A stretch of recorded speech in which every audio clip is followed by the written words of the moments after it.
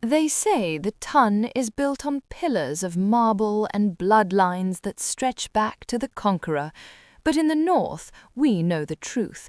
Empires are built on iron, sweat, and the absolute refusal to break. This is a story of a love that was traded for a title, a duke who thought he could scorn the very hand that fed him, and the woman who waited 7 years to watch him fall, just so she could catch him and own him. If you are captivated by tales of sweeping romance and the delicious sting of a woman's revenge, please subscribe and let us know in the comments which historical era you find most enchanting. We want to hear what stories you're yearning for next. Chapter 1. The Weight of Iron and the Ghost of Ivory. The air in the north did not smell of lavender and expensive French perfumes. It smelled of coal smoke, damp wool, and the relentless rhythmic thrum of progress. For Clara Miller, that scent was more precious than any rose garden in Mayfair. It was the scent of survival.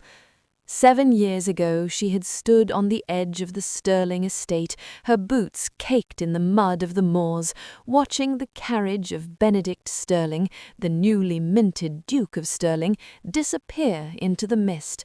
She had been holding a letter that felt heavier than a lead ingot. "My dear Clara," it had read, the ink elegant and cold. "A man of my standing must look to the future of his house. While our childhood fancies were pleasant, a duke must marry ivory, not iron. Your father's wealth is built on dirty soot, and I cannot soil the Sterling name by bringing a merchant's daughter into the ancestral bed. I wish you a life of industrious comfort, but we shall not meet again." Clara hadn't burned the letter. She had framed it in her mind, a jagged piece of glass that she pressed against her heart every time she felt her resolve wavering. While Benedict was in London, dancing with debutantes and marrying the icy Lady Gwendolen, Clara was in her father's counting-house. She traded her silk ribbons for ledgers and her dreams of balls for the reality of railways. When her father died, leaving behind a fledgling shipping empire and a mountain of ambition, Clara didn't mourn with smelling salts. She stepped into his boots and doubled the family fortune. She became the Iron Mistress. She was the woman who broke strikes with a look and out-negotiated the greediest bankers in Manchester. She wore diamonds the size of robin's eggs, but she wore them like armor. Meanwhile, the House of Sterling was rotting. Benedict might have married ivory, but Lady Gwendolen had a soul of ash. She had a penchant for the high-stakes tables at Crockford's, and a talent for spending money that the Sterling lands, archaic and poorly managed, could no longer produce. Benedict, trapped in a world of tradition that refused to acknowledge the Industrial Revolution, watched his inheritance crumble. He was a man of the old world, trying to fight a war with wooden shields, while Clara was forging steel cannons. The rumors began to drift north like the winter snow. The Sterling portraits were being sold. The servants were being dismissed in droves. Finally, the hammer fell. Sterling Hall, a house that had stood since the Tudors, was up for auction to satisfy a mountain of debt. Clara Miller sat in her office in Leeds, the windows rattling with the vibration of the nearby looms. She looked at the foreclosure notice. She didn't smile. Her satisfaction was deeper than a mere grin. It was a cold, simmering heat in her marrow. "Buy it," she told her solicitor, Mr. Thorne. "Buy every debt, every mortgage, every outstanding bill for Gwendolen's dressmaker and Benedict's cobbler. I want every scrap of sterling paper in my vault by Friday." "And the name, Miss Miller?" Thorne asked. "The holding company?" C.M. Holdings, she said, her voice like the snap of a whip.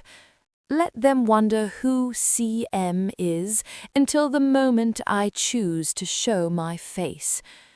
The day of the transfer arrived with a dismal, grey rain. Benedict Sterling stood in the centre of the great study at Sterling Hall, his shoulders slumped under the weight of a coat that had seen better days. The room was stripped of its finery. The spots on the walls where the Van Dycks had hung were now pale ghosts of rectangles.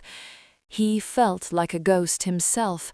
At 32, he looked 10 years older, the light gone from his eyes. Gwendolen had already fled to her mother's house in Bath, leaving him to face the ignominy of the saviour, the mysterious conglomerate that had stepped in at the 11th hour to save him from a debtor's prison. "The representative is here, Your Grace," the old butler, Jenkins, the only servant left, whispered with a tremor in his voice.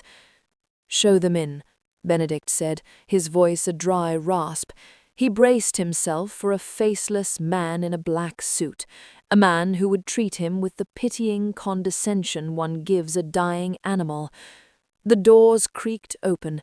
He heard the click of heels on the parquet floor, sharp, decisive, and distinctly feminine. He turned, a polite, weary greeting on his lips, but the words died in his throat. Standing before his father's massive mahogany desk was a woman wrapped in a cloak of midnight blue velvet.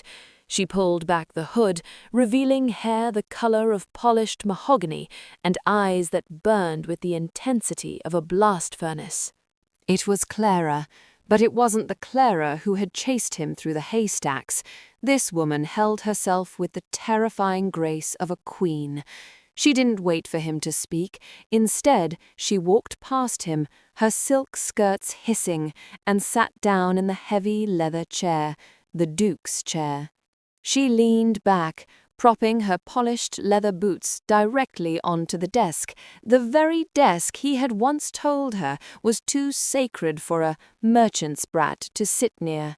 "You've let the dust settle, Benedict," she said, her voice smooth and dangerous. "It's a pity. I always thought this wood deserved a better polish." Benedict stumbled back, his heart hammering against his ribs. "Clara, you are C.M. Holdings." She picked up a heavy silver paperweight, one of the few things left, and tossed it lightly in her hand. "The C is for Clara, and the M is Miller. I believe you once said my father's money was dirty soot, Your Grace." She leaned forward, the firelight catching the cold steel of her gaze. "Well, I've used that soot to buy your life. How does the ivory feel now that it's crumbling in your hands?" Chapter 2. The Master of the Attic and the Queen of the Mill. The first month of Clara's occupation of Sterling Hall was a study in exquisite torture for Benedict. He had expected to be cast out into the rain with nothing but the clothes on his back and the tattered remains of his dignity. Instead, Clara had offered him a position, a consultant on aristocratic traditions, she had called it, her lips curling in a way that might have been a smile if it weren't so sharp. He was moved from the ducal suite to a set of rooms in the East Wing, spacious and comfortable, yet undeniably a demotion. Every morning he was required to report to the study at 8 o'clock sharp. For a man who had spent his life rising at 10 to spend hours being dressed by a valet, the discipline was a cold shock to the system. "The world is changing, Benedict," Clara said one morning, not looking up from a stack of shipping manifests. She looked radiant in a gown of deep emerald silk, her hair pinned up with a severity that only highlighted the elegant curve of her neck. "A title without a purpose is merely a tombstone. If you wish to live in this house, you must earn the air you breathe." "I am a duke, Clara," he said, his voice stiff with a pride that felt more brittle by the day. I was raised to lead, not to labor over ledgers. You were raised to spend, she counted, finally meeting his gaze. You were raised to believe that your blood made you superior to the very people who provided the wool for your coats and the coal for your fires. Look at this house. It was dying under your leadership. I am the one performing the resuscitation. She rose from the desk and threw a heavy wool cloak over her shoulders. Today we are going to the North Mill. You will see where the soot comes from. The carriage ride was silent, the tension between them thick enough to choke. Benedict watched her through his peripheral vision. She was a marvel of focus, her mind clearly moving at the speed of a steam engine. When they arrived at the mill, the sheer scale of it stole his breath. It was a cathedral of industry, vast, loud, and vibrating with a primal energy. Clara walked through the rows of clattering looms with the confidence of a general. She knew the names of the foremen. She noticed a frayed belt before the mechanic did. She spoke to the women workers without a hint of the patronizing charity the Duchess of Sterling had once displayed. Benedict followed her, feeling like a relic in a museum. He saw the way the workers looked at her, not with the fearful deference his tenants showed him, but with a hard-earned respect. "You think this is ugly," Clara shouted over the roar of the machines, leaning closer to him. The scent of her, warm skin and a hint of sandalwood, cut through the smell of grease. "I think it is overwhelming," Benedict admitted. "It is life," she said, her eyes flashing. "Every shuttle that flies is a meal for a family. Every bolt of cloth is a brick in a new world. A world where a person's worth is measured by what they build, not what they inherited." She turned away, but not before he saw the flicker of pain in her expression. He realized then that her Iron Mistress persona was a magnificent construction, a fortress built to keep everyone out, especially him. The weeks bled into a routine of shared meals that felt like duels. Benedict found himself studying her, watching the way she commanded a room of skeptical investors, or how she stayed up until the candles burned to stubs, rewriting contracts. He saw the nobility in her labor, a grace that was far more profound than the stagnant etiquette of the ton. One evening, the rain lashed against the windows of the library, the wind howling through the moors like a wounded beast. Benedict found Clara by the fireplace, a glass of his father's finest tawny port in her hand. The firelight played across her face, softening the hard lines of her resolve. "Why did you do it, Clara?" he asked softly, stepping into the circle of light. "You could have bought any estate in England. You could have watched me rot from a distance. Why come here? Why keep me?" Clara didn't turn. She stared into the flames, her hand tightening around the glass. "Perhaps I wanted to see if the Duke of Sterling could survive a winter without a silver spoon. Or perhaps," she paused, her voice dropping to a whisper, "I wanted to see if there was anything left of the boy who once promised to build me a castle out of clouds." "That boy died the night he wrote that letter," Benedict said, the words tasting like gall. "Did he?" Clara finally turned, her eyes bright with unshed tears and a decade of fury. "Then who is the man standing in front of me? Because he looks like he's starving, Benedict, and it's not for bread." The air between them grew heavy, charged with the ghost of every kiss they had shared in the haylofts and every promise made under the summer stars. Benedict took a step toward her, his heart hammering. He wanted to catch her, to tell her the truth, to beg for a forgiveness he didn't deserve. "I never stopped looking for you in the smoke, Clara," he whispered, the confession torn from him. "Every time I saw a train pass, every time I saw the sky turn grey over the horizon, I looked for you." Clara's hand trembled. For a moment, the Iron Mistress vanished, leaving only a girl who had been broken by a boy's words. She set the glass down with a sharp clack.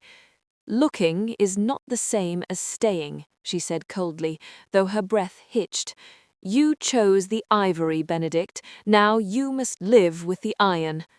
She swept past him, leaving him alone in the shadows of his father's library, surrounded by the ghosts of a life he had traded for a lie.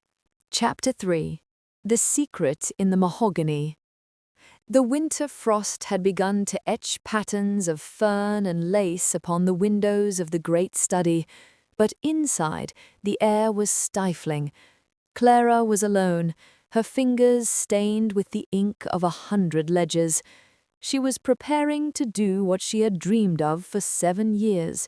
She was going to legally dissolve the Sterling title.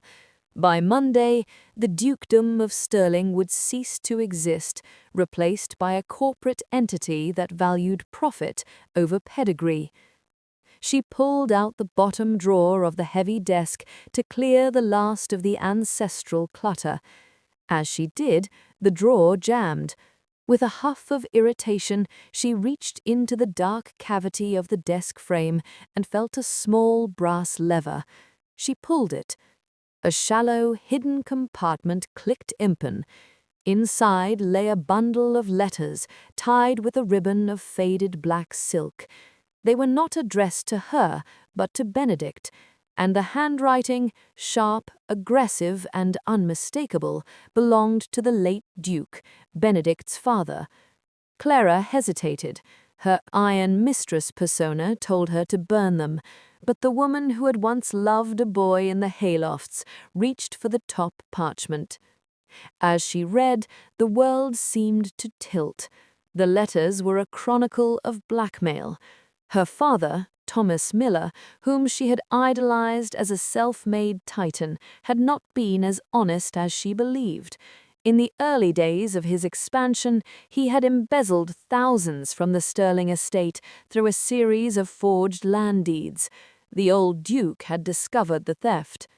"You shall marry Gwendolen," one letter commanded, dated just weeks before the breakup. "Her dowry will replace what that merchant thief Miller stole. If you refuse, I shall see Thomas Miller at the end of a hangman's rope by fortnight's end. Your Clara will be the daughter of a common criminal, her name dragged through the soot she so loves. Break it, Benedict. Be the villain, or she will be the victim." The letter slipped from Clara's numb fingers. The dirty soot comment. It hadn't been a slur against her. It had been a desperate, clumsy attempt to make her hate him enough to walk away before the scandal destroyed her life. Benedict hadn't chosen a lady over a merchant. He had traded his soul to keep her father out of the gallows and her name out of the mud. The door creaked open. Benedict stood there, a tray of tea in his hands, the consultant performing his duties.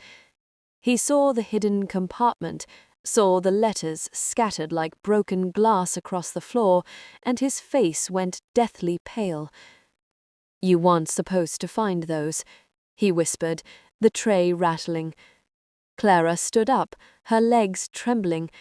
"You let me hate you. For 7 years, Benedict, I used my rage as a furnace to build an empire. I lived for the day I could ruin you." "And you succeeded," Benedict said with a sad, ghostly smile. He set the tray down and walked to the window, looking out at the distant glow of the mills. "But you were safe. You were the Lady Iron Mistress, not the daughter of a convict. That was all I ever wanted." Clara crossed the room, her footsteps silent on the rug. She reached out, her hand hovering over his sleeve, before she finally gripped his arm. "You fool. You noble, arrogant fool." Benedict turned, his eyes searching hers. "I would do it again, Clara, even if it meant losing you 1,000 times over." "Well," Clara said, her voice regaining its strength, though it was thick with emotion, You aren't going to lose me again, and you aren't going to be my consultant anymore. Am I finally fired? No, she said, her gaze fierce. We are merging, not just the firms, Benedict. We are merging the worlds. The title is a hollow shell. Let it go. We will build something new, a partnership of iron and heart. The sun rose over Sterling Hall a month later, not as a symbol of an old dawn, but of a new era. On the grand balcony, where generations of dukes had stood to look down upon their subjects, Clara and Benedict stood as equals. The Sterling crest was gone, replaced by a new seal, a gear entwined with a rose. Down in the valley, the chimneys of the mills began to breathe their morning smoke, and for the first time, Benedict didn't see soot. He saw the heartbeat of a world he finally understood. He reached for Clara's hand, his fingers interlacing with hers, calloused and strong. There were no more secrets between them, no more ivory or iron, only the truth they had forged in the fire of their own making.